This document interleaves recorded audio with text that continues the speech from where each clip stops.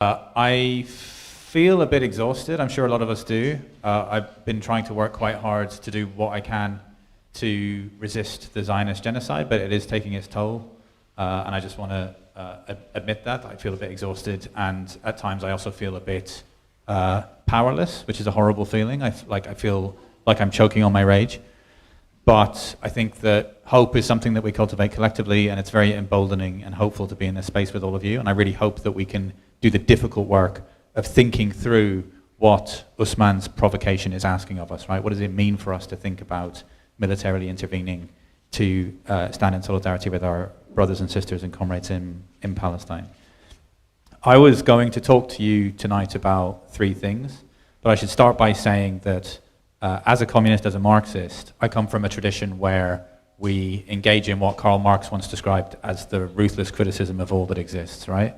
So I think if we're to actually succeed in achieving the kind of military success that crushes Zionism once and for all, we have to ruthlessly criticize this project. We have to think critically about it, right? We have to constructively interrogate it. So that's what I'm inviting us all to do here, is to ask the difficult questions about what it would actually mean to militarily intervene in solidarity with the Palestinians with a view to systematically dismantling the apartheid state of Israel, okay? So that's my framing, right? It's a critical framing. I discussed it with this man in advance, and he's happy for me to critically interrogate his bold provocation, all right? The three things I was going to talk to you about were, firstly, I was going to look at some historical examples, all right? I'm not a historian, but I just think we might learn something if we think about other examples where military intervention has or hasn't happened in the context of national liberation struggles like the struggle of the Palestinians. The second thing I was going to talk about was the existing situation on the ground in Palestine these last few years, because military intervention is already happening there. And the third thing I was going to end on talking about some observations that follow from that historical and contemporary analysis, and try and think in particular about what we can do, right? What we in this room can do. And it's very important to me that we should all leave this room feeling more powerful than when we entered it, and that we all leave it buzzing with an idea of, okay, what can I do to escalate my opposition to this genocide? And in particular, what can I do to critically interrogate, critically support the suggestion that Zionism will be defeated on the battlefield, right? So those are the three things I'm going to discuss, yeah? The first, then, some historical examples. I was thinking on the way up here, which examples from history are most helpful as we attempt to think about what a successful military intervention looks like.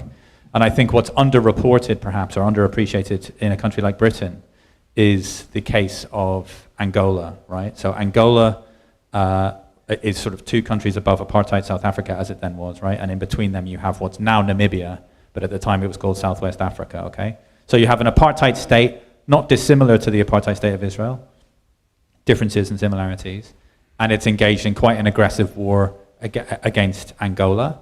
And what the Cubans did was to send tens of thousands of troops to assist their brothers and sisters in Angola. And that was a relatively decisive intervention, all right? So I'm encouraging us to think through, like, what is the equivalent of the Cuba today? What would it mean for a state to be so committed to solidarity that they would have the power to be able to actually send troops?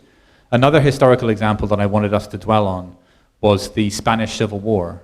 A lot of people in a country like Britain, a lot of people in Ireland, the Western European radical left is very fond of talking about the international brigades, right? So for those who don't know, the Spanish Civil War was between 1936 and 1939, and it's often treated as a kind of prelude to the so-called Second World War, which was ultimately this staggering fight against Nazism, right, against fascism. And of course, World War II was ultimately one at the expense of tens of millions of Soviet lives, more than anything else, right? Ernest Hemingway said, humanity owes a debt to the Red Army that can never be repaid. But the Spanish Civil War is like this precursor. So the fascist right, the Nazis in Germany, Mussolini's Italy, are funding the Republicans, and the nationalists, I should say, and the Republicans are the forces of the left, backed up mostly covertly by the Soviet Union. And crucially, in countries like Britain, Ireland, France, those governments maintained a position of official non-intervention. But ordinary people defied their governments and went to fight in the international brigades and went to fight against the fascists in Spain. The reason I mention that example is because even though we're fond, and we should remember the sacrifice of those people who went to fight in solidarity with the Spanish people to try and stem the rising fascist tide, but we lost we lost the Spanish Civil War, and it's really important for us to remember that. Franco was the Spanish fascist. He stayed in power until his death in 1975, okay? So my provocation here is that we can't uncritically valorize international actions without understanding that sometimes it's not enough, right? Like, so dwelling on our defeats as well as our victories is important, right? The second thing I was going to talk about briefly was the fact that, well, I suppose dwelling on the historical examples, another one that's worth, a very depressing example is that of Rwanda, right? Rwanda in 1994 was a genocide that was very obviously happening. Everyone could see that a genocide was taking place. And it's an example of where Western powers, and in particular the United States, refused to use the word genocide, just like today, and refused to intervene, even though they had the power to intervene to stop the genocide, right? So that's an example where in some ways there was no international intervention, right? Eventually the French came in what was called Operation Turquoise, I think, and finally brought it to an end, but not before hundreds of thousands of Tutsi had been brutally murdered, right? So that's an example of where no international intervention took place and the Holocaust of Rwandans took place. That brings us to the Holocaust that we're witnessing in Gaza today. And there has already been considerable military intervention. So on the anti-Zionist side, we have the incredible people of Yemen who have done more than almost anyone.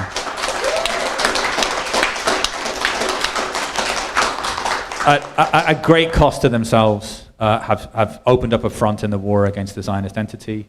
And it's of course, you know, the war in Yemen didn't start in 2023 on October 7th, right? Saudi Arabia, with the backing of the West and Britain in particular, has been attempting to crush the Ansar Allah in Yemen for really quite a long time now, right? More than a decade. And it's also the case that Hezbollah, in the wake of October 7th, immediately started to resume armed attacks against the Zionist entity. And of course, Iran, I think we all saw those Iranian ballistic missiles slamming into Israeli cities. And I think that it's really worth dwelling on what's happening with that Iranian military intervention and what's happening there. It's quite a complex a geopolitical situation there.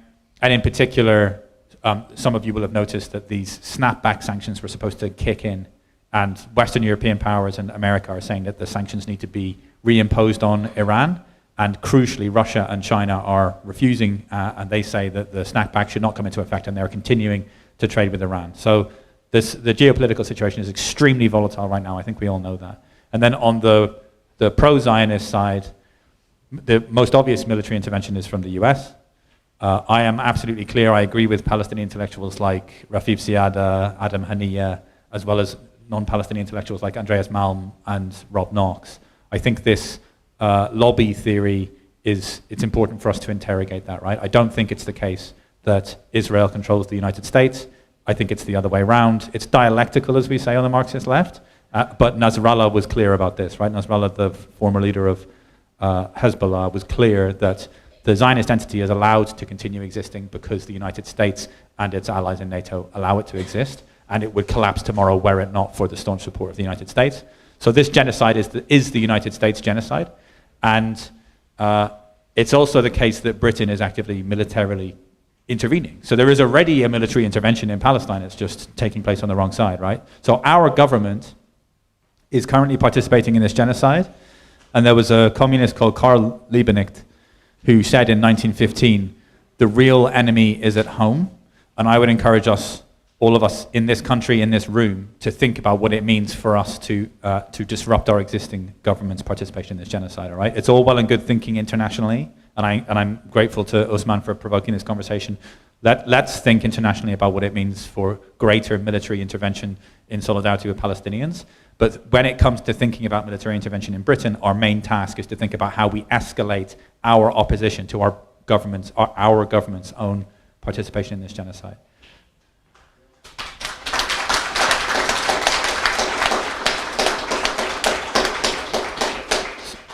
So the third thing I said I'd talk about was a few observations, all right? I don't want to take up too much time. There are some brilliant speakers still to come. I suppose the main thing that I wanted to say was that I think we're witnessing the emergence of contemporary 21st century fascism, and we're also witnessing a crisis of US global hegemony, right? So if anyone was in any doubt, I don't think there is any room for any doubt anymore that Zionism is a fascist ideology, or if people disagree with that, it has certainly degraded into its fascist phase. So Zionism is unanswerably fascist.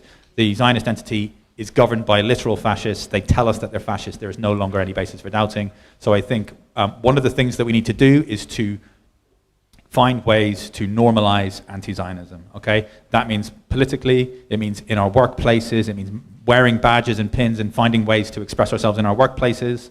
And if we get fired for doing that, escalating, suing, publicizing the fact that anti-Zionism is normal, it should be considered as normal to oppose Zionism as it is to oppose racism and to oppose fascism, because Zionism is both of those things.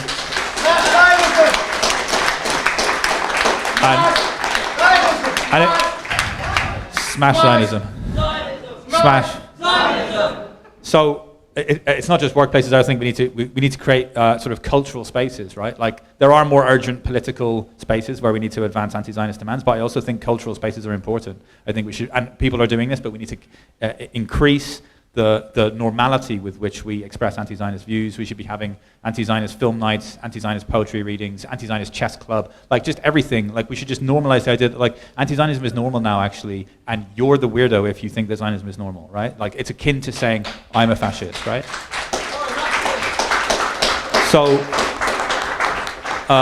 So I was saying, I think that it's important to understand the crisis in Palestine as one symptom, one manifestation of the broader crisis of US global hegemony. You see it in Ukraine, and I think more than anything you see it in with China, okay? So that's what's so difficult about this provocation about military intervention, is that realistically the problem we face, those of us who support the idea, support the call for a military intervention in Palestine, our problem is that to pick a fight with the Zionist entity is in reality to pick a fight with the United States, right?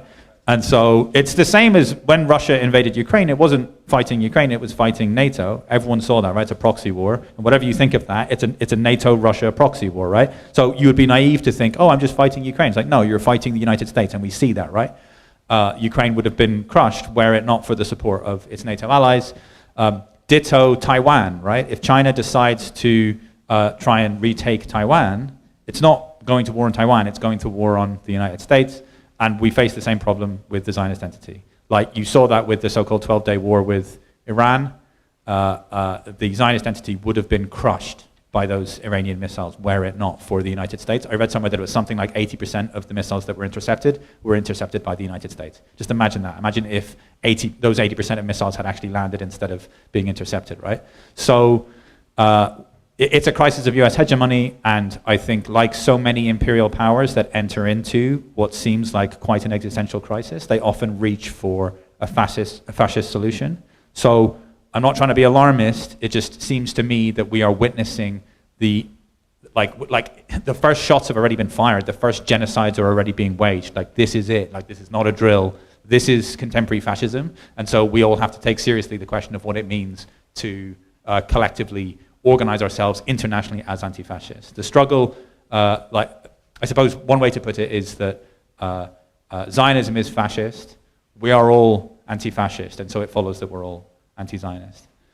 It's like I said, I think critical support for the call for an intervention, for a military intervention, but in a country like Britain, that mostly means not calling for Britain to somehow intervene on the side of Palestine, but mainly it means escalating our opposition to this government's participation in the genocide, its military intervention on the side of the Zionist fascists, and in particular, and I don't have easy answers for you, and I said I'm exhausted, and I'm just some guy, right? We're trying to think this through together, but I'm encouraging us to think critically, and at the risk of stating the obvious, and I'm sure a lot of you will support this, but I think it's important that we clearly articulate the demand to destroy the Labour Party. We need to eviscerate that institution for its role in this crisis. It needs to be completely wiped out. It must not be allowed to survive. We need to target its most senior ministers, Keir Starmer, Wes Streeting, Yvette Cooper, all of these people who presided over this genocide. We need to target them in the next general election and just completely obliterate that party for a number of reasons over its 100 years of existence. That party should never exist. or that not should never existed. It's just that party is the enemy of the international working class. It doesn't even claim to be a socialist organization. I think Lenin said it best. We should support the Labour Party the way that the rope supports the hanged man. I hope that that's been a useful provocation. I'm grateful to Usman for creating this space, and I'm grateful to all of you for sharing it with us. Let's go away from this space thinking, how do we urgently escalate our opposition to the Zionist entity? And what does it mean for us to really think through critically this demand for a military intervention, because Zionism will ultimately be defeated on the battlefield. Thank you so much.